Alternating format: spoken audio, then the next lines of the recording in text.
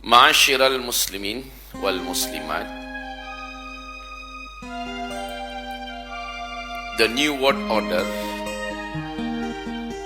NWO yang kita kenal dimotori oleh Illuminati dan Freemasonry punya program. Target mereka 2022,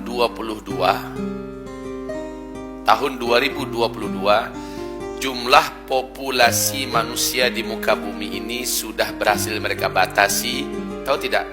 Di angka berapa persen? Ini program mereka yang sangat menakutkan. Tapi Allah Maha Pengasih, Maha Penyayang, Allah bongkar sehingga jadi ketahuan. Tidak tanggung-tanggung jumlah yang akan mereka pangkas dari manusia yang hidup di bumi ini pada tahun 2022 menurut rencana mereka adalah 93% manusia habis. Berarti yang boleh hidup siapa? Cuma 7%. 7% itu siapa? Orang-orang pilihan mereka. Sekarang orang-orang sudah mulai mereka sortir. Sudah mereka tentukan si fulan dengan keluarganya. Itu pun ada di antara keluarganya yang gak lulus. Si fulan. Yang lainnya program mereka akan dihabisi. Melalui apa mereka menghabisi? Melalui pertama food. Hati-hati, dengarkan ini baik-baik. Melalui food, makanan-makanan yang mereka ciptakan, minuman-minuman yang mereka buat, baik minuman mineral, makanan-makanan kaleng, makanan-makanan cepat saji, atau tanam-tanaman, sayur-sayuran, biji-bijian, bahkan buah-buahan. Kita dengar dengan genetika modification, ya, GMO. Ini berdampak dalam program mereka.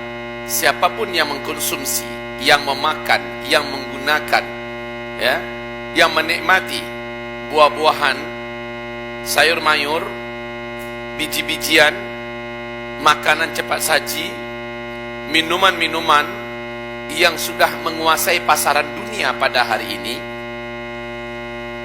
orang ini pertama akan penyakitan,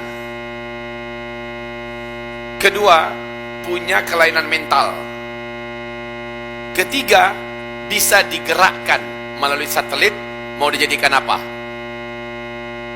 Mau dibunuh di tempat dengan cara tekan saja tombolnya dari Israel sana, maka semua yang sudah ada di darah kita, semua yang sudah ada di daging kita, di daging anak-anak dan keluarga kita, langsung plep, mati.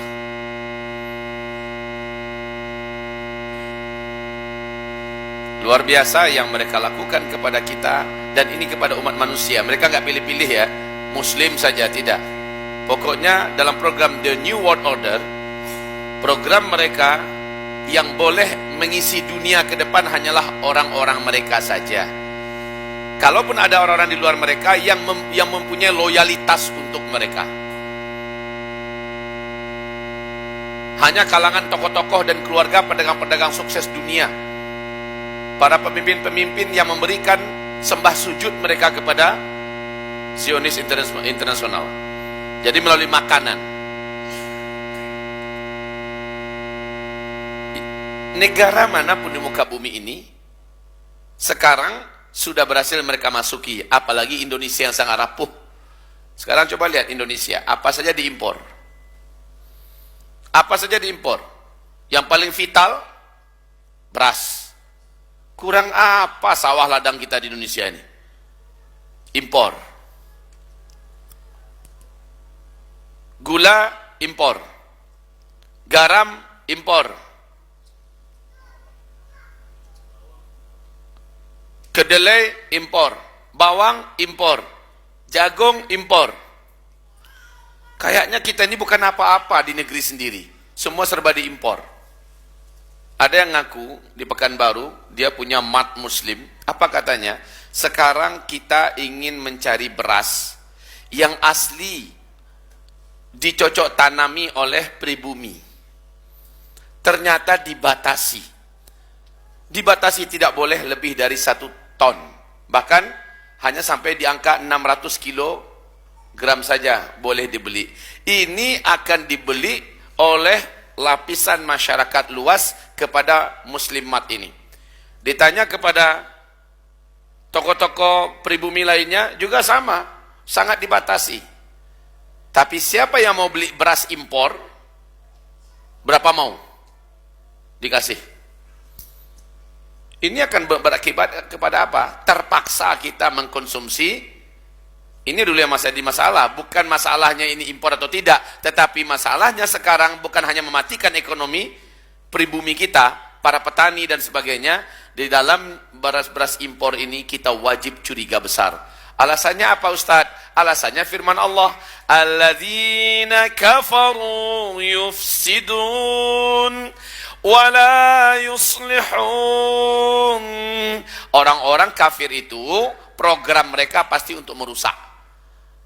Wala yuslihun, mereka tidak mungkin melakukan kebaikan. Ini Allah yang membantah. Asal dia orang kafir, dia memproduksi apa?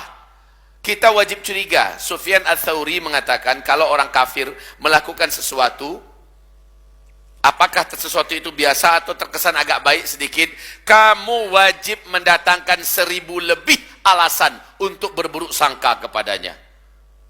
Kata siapa tadi? Kalau orang kafir yang melakukan sesuatu dan itu umpamanya dianggap sesuatu kebaikan, wajib curiga.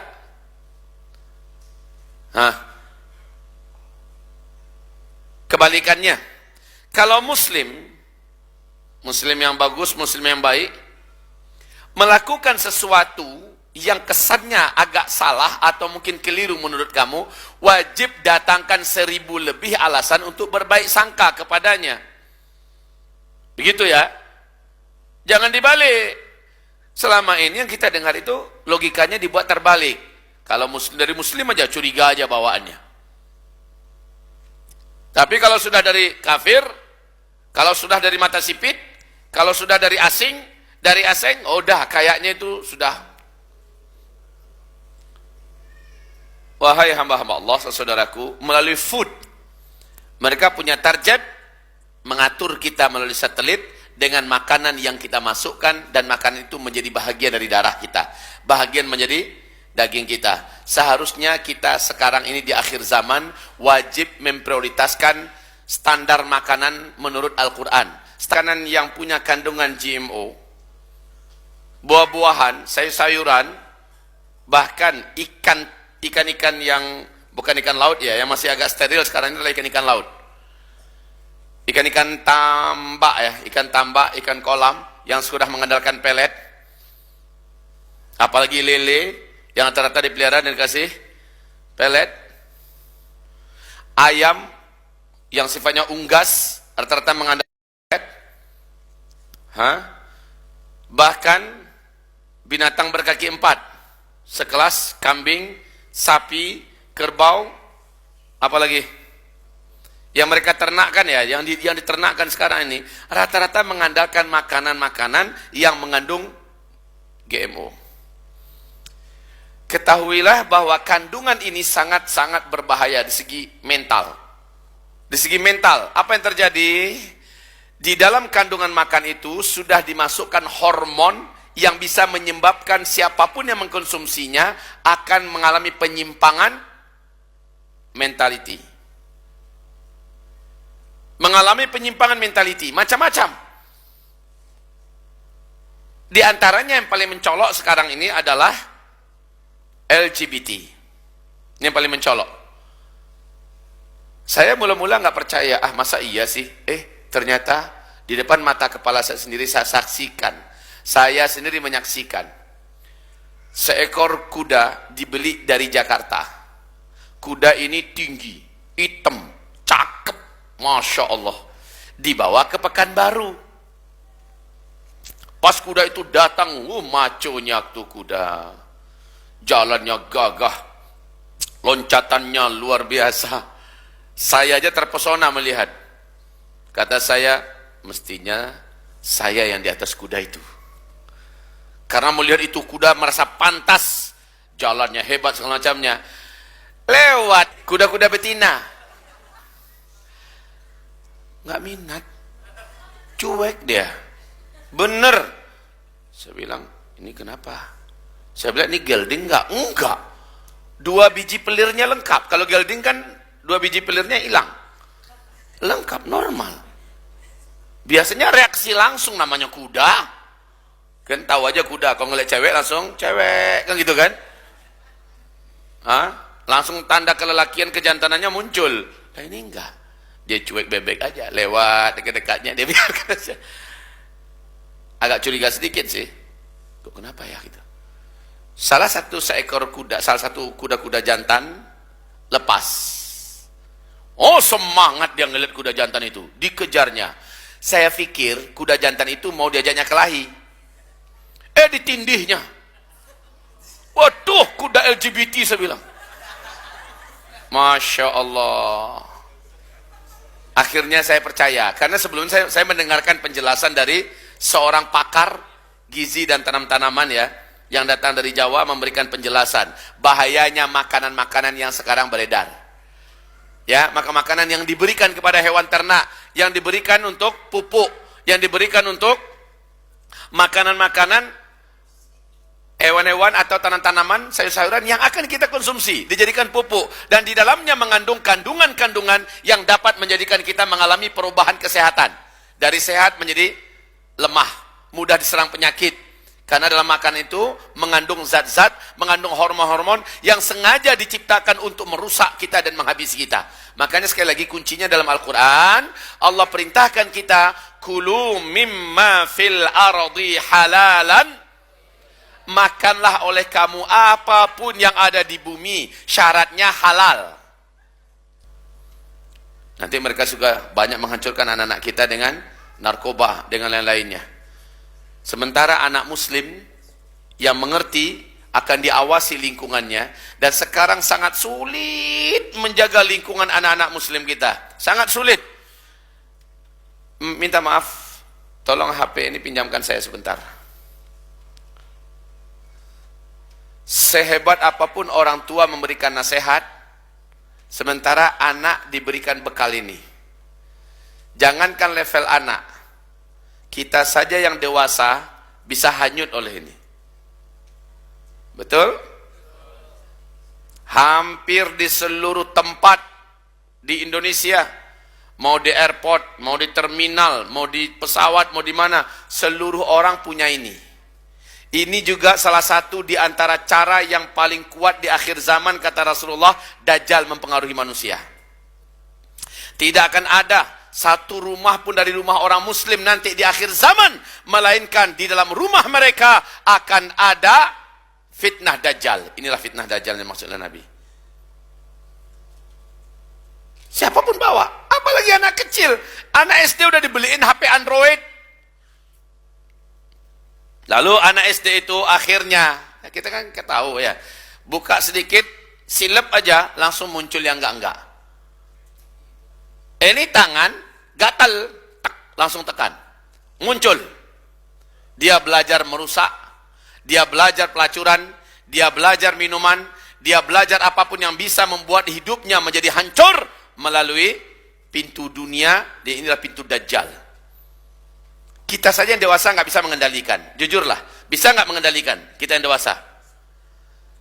Kita yang dewasa saja nggak bisa mengendalikan, apalagi anak-anak, anak SD, anak SMP, anak SMA. Wallahi, bahkan wanita bercadar pun banyak yang gugur oleh ini.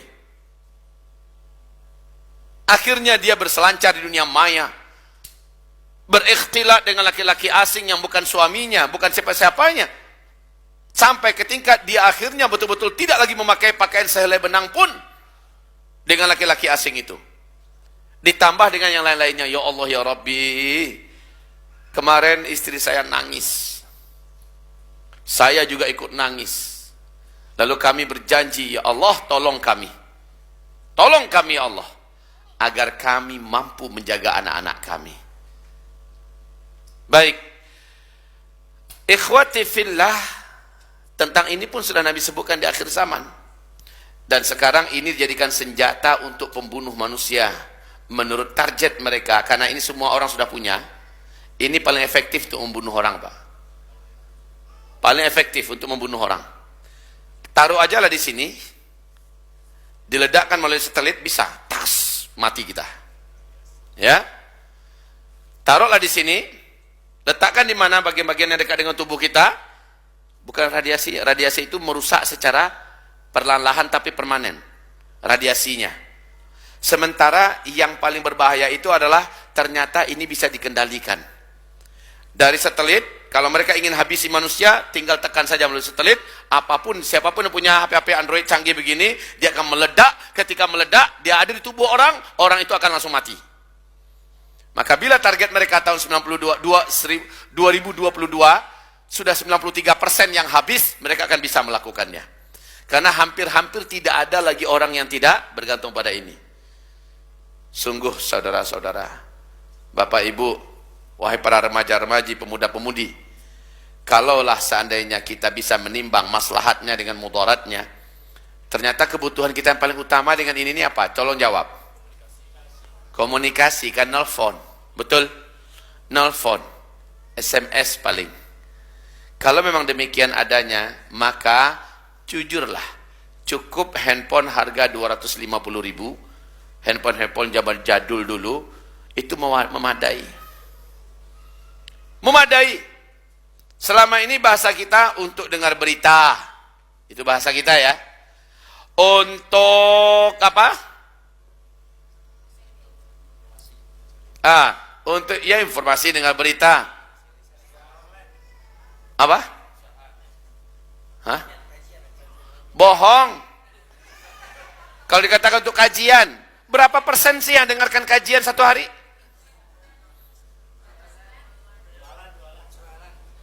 Untuk jualan. Kalau bagian dagang, jualan. Dalam sambil dia jualan itu, sambil itu racun-racun fitnah dajjal terus menyerangnya pagi dan petang, siang dan malam. Di samping itu, ini pun kalau memang mau jualan, ini pun punya potensi untuk bisa mempercepat habisnya manusia bila menurut mereka waktunya sudah. Jadi mereka sudah mempersiapkan alat-alat untuk membunuh kita. Kalau nggak punya HP, melalui makanan. Kalau punya HP, ya melalui HP. Di samping di dalamnya ada agenda-agenda yang bisa merusak suluk sadi dan fisuluk, lurus dalam masalah tingkah laku. Banyak orang tingkah lakunya sekarang menyimpang.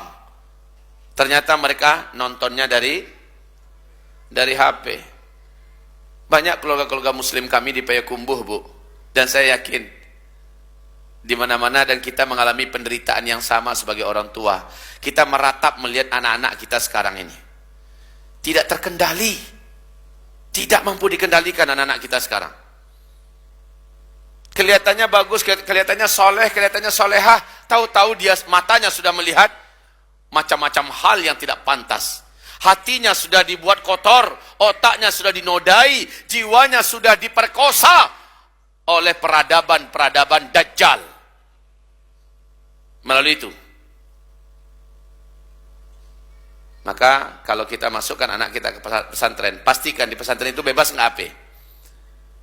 Kalau katanya tidak bebas, pastikan dulu. Betul-betul bukan sekedar teori. Kalau peraturannya sangat ketat, siapa yang ketahuan megang HP, anaknya dikeluarkan. Berarti itu pesantren yang layak kita percayakan anak kita di sana. Sholatnya sangat dijaga. Pelanggaran meninggalkan sholat berjamaah adalah pelanggaran besar. Siapapun meninggalkan sholat, maka akan diberikan sanksi yang sangat berat. Maka itu pesantren yang layak anak kita percayakan kepadanya. Kondisi sekarang ya, kondisi sekarang. Kita hanya perlu bertahan 1 tahun ini lagi ke depan. Kita hanya perlu bertahan 1 tahun lagi ini ke depan. 2019 adalah kemuncak dari semua peristiwa-peristiwa besar di muka bumi ini. Bentuknya apa? Bencana-bencana, petaka-petaka, pertumpahan darah, kelaparan di mana-mana, musibah dan musibah. 2019. Dari sekarang kita mulai perkuat imanan qawiyan sadidan fis suluk. Orang-orang yang memiliki iman yang kuat, karakter kepribadian yang bagus, orang ini akan termasuk dalam prioritas Allah di surat Al-An'am 158, dijaga oleh Allah Subhanahu wa taala.